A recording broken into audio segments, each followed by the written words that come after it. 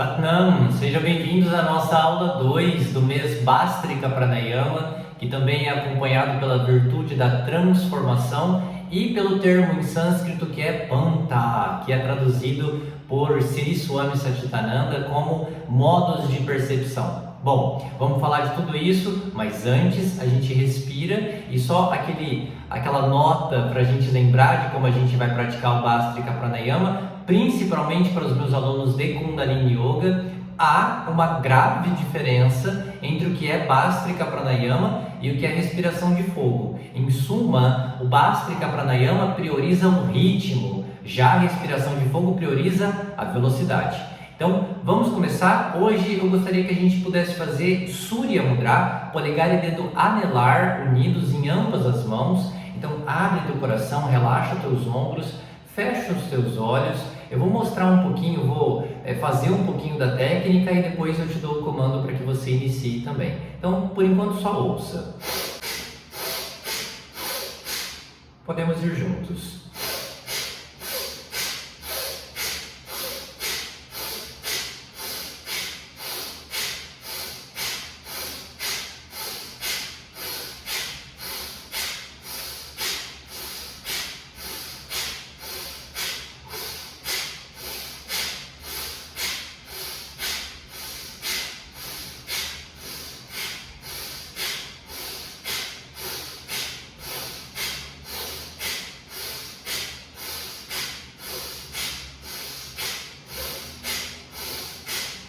Atenção, inala profundo, obstrua a narina esquerda, exale apenas pela direita,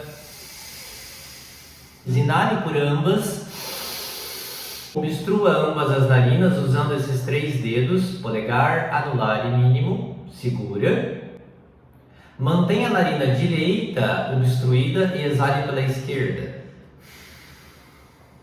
relaxe as mãos. Inale por ambas as narinas e agora exala pela boca, abrindo seus olhos na medida em que seu corpo se sente novamente disponível para isso. Vamos nos encaminhar agora para o nosso sutra da semana, esse sutra muito especial, um sutra muito interessante, inclusive.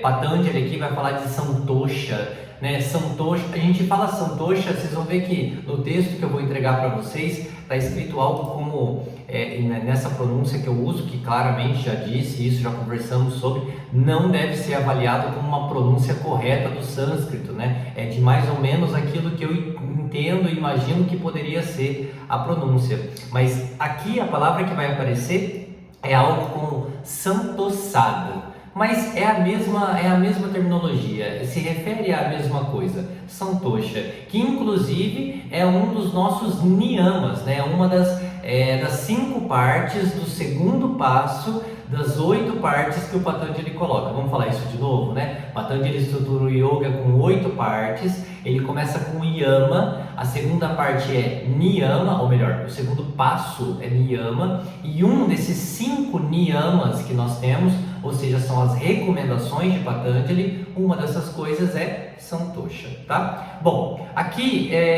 o sutra então, ele se lê em sânscrito algo como Santosada Anuttama Sukha Tabha. Santosada Anuttama Sukha Tabha.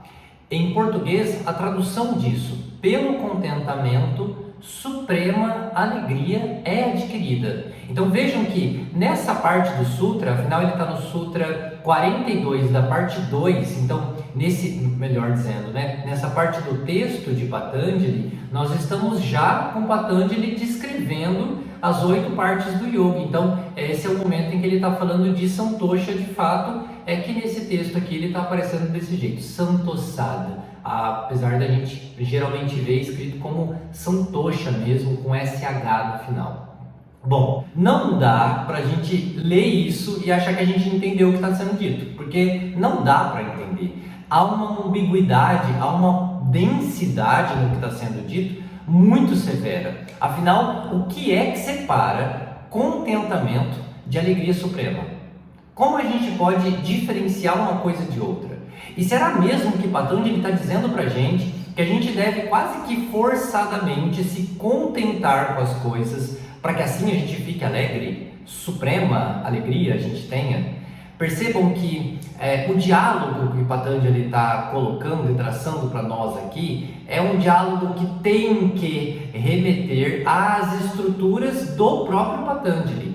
Pois, se a gente usa a nossa compreensão vocabular, né, a nossa compreensão natural, corriqueira do que está sendo dito, a gente não vai entender, a gente vai se confundir muito sobre as afirmações que o Patanjali está propondo. Bom, o ponto aqui é o seguinte, há uma pressuposição de que através do trabalho do yoga, ou seja, do trabalho da meditação, então o grande, o exímio meditador, ele adquire a capacidade de desvencilhar-se de determinados prazeres ou até mesmo de aborrecimentos, porque nesse desvencilhar-se ele se neutraliza. Então, esse neutralizar-se abre para esse meditador a possibilidade de escolha de que maneira ele se posiciona nesse estado neutro. Então, deixo de ser eu afetado pelas coisas e passo a ser eu que me afeto pelas coisas. Então, partindo desse pressuposto, é que Patanjali vai dizer, escolha o contentamento,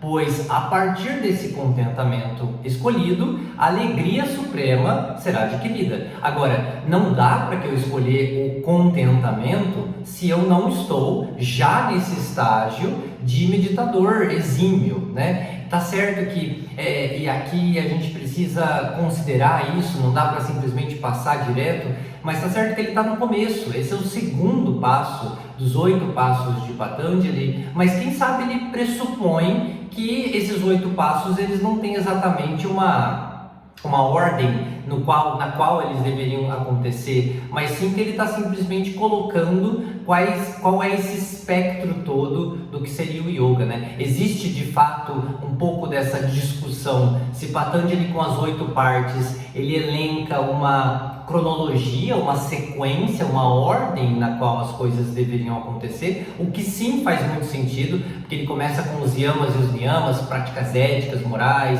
depois vem a postura, depois vem a respiração, as coisas vão ficando cada vez mais complexas, até que na 8ª parte a gente tem samadhi, mas você percebe que eu falei parte, né? Apesar de muitas vezes a gente ouvir isso como passos, os 8 passos do yoga. Passo pressupõe esse caminhar de trás para frente. Parte pressupõe algo como um gráfico de pizza, então não tem o primeiro, não tem o segundo, né? E aí quando o Patanjali está falando disso, ele está falando de Ashtanga Yoga, e a palavra Anga é traduzida como parte, não como passo. Então há essa discussão, apesar de fazer muito sentido que a gente compreenda isso como passo, Patanjali institui que essas são as 8 partes e não 8 passos. Bom, posto isso, eu volto lá ao que eu estava dizendo. É importante considerar e imaginar que quando o Patanjali diz que a gente deve escolher o contentamento para que a gente possa adquirir a alegria suprema, ele também pressupõe assim que nós já somos exímios meditadores e que isso nos é dado, isso nos é possível. Agora, para meros mortais como somos, talvez não tão exímios assim como meditadores, talvez isso não seja algo tão viável. E o que isso me remete, desculpa, para quem já me ouviu falar muito desse texto, vai me ouvir falar dele mais uma vez, porque ele é muito importante. Se você ainda não leu, deve ler, que é o texto O Mal-Estar na Civilização, de Sigmund Freud, claro. Então, esse texto do Freud, que ele vai elencar, ele vai dialogar um pouco sobre como o processo civilizatório da humanidade, ele implica numa série de custos, numa série de consequências para a manutenção dessa nossa própria humanidade, né? Percebam que a gente sai de uma humanidade para uma civilidade. É esse tipo de distinção que o Freud está fazendo. A gente sai de um estado de ser mais animalesco, instintivo, para esse estado de ser social, civil. E esse movimento, ele, como eu disse, nos custa muito. E o ponto aqui, eu acho que é o lugar para a gente refletir nessa nossa aula, é justamente compreender quais são esses estímulos, ou melhor, Quais são esses instintos, esses impulsos que temos, que por sua vez precisam ser tolhidos pela sociedade? Eu junto isso ao que Patanjali está dizendo, porque provavelmente é a leitura básica, a leitura superficial que qualquer um faria, né? E é também, de certa forma, se você lê Patanjali falando que você tem que se contentar, se você lê isso e entende que ele está supondo que você consiga fingir o contentamento até que a alegria suprema seja adquirida, né? Se a gente pressupõe dessa forma, a gente joga Patanjali junto a vários desses processos, a vários desses mandatos sociais civilizatórios que nós já temos, né? O quanto que, sei lá, as instituições que governam, que coordenam, que exercem poder sobre a civilização, o quanto que essas instituições não se beneficiariam desse conselho, né? Seja feliz, seja contente, expresse o seu contentamento e vai ficar tudo bem, né? Me lembra muito daquela aula de história que a gente teve sobre a política do pão e do circo, né? Então vamos deixar todo mundo contente, porque se todo mundo estiver contente, está tudo certo. É curioso perceber que esse contentamento, de certa maneira, ele serve muito bem para a manutenção de uma civilização boa, de uma civilização feliz, de uma civilização coordenada, normalizada. Será que? Agora, o ponto é, a gente pode ver muito benefício em ter uma civilização coordenada, civilizada, normalizada. Isso pode ser muito confortante para todos nós, né? Diminui-se a criminalidade, quem sabe, né? A gente vai ter um status social mais bem visto, mais harmonioso. Parece tudo muito bom, mas e no nível individual?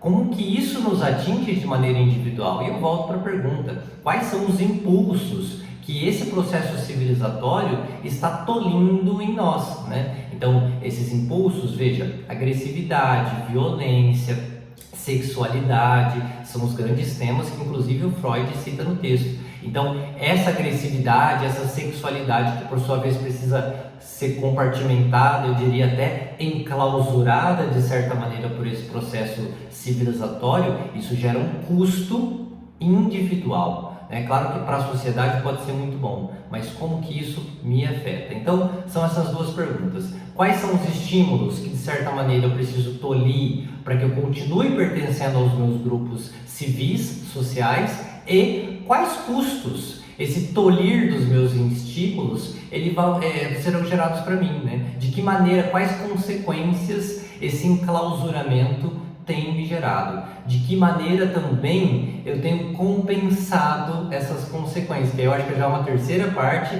mas todas elas muito cadenciadamente conectadas. Veja, então, quais estímulos estão sendo tolhidos, quais os custos desse tolimento, se é que a gente pode usar essa palavra, e por terceiro ponto seria quais as maneiras que eu uso para compensar essa experiência de enclausuramento. Espero que tenha feito sentido para vocês. Lembra, a aula 2 é para isso mesmo. Eu quero jogar a poeira no ventilador. A ideia é que a gente possa encontrar-se assim um tanto quanto confuso, perceber a complexidade, a densidade disso tudo. Na aula que vem, as coisas começam a ficar um pouquinho mais organizadas, um pouquinho mais bem claras, para que na quarta aula a gente possa encerrar o nosso processo. Obrigado pela sua atenção e presença. A gente se vê na semana que vem. Satnam.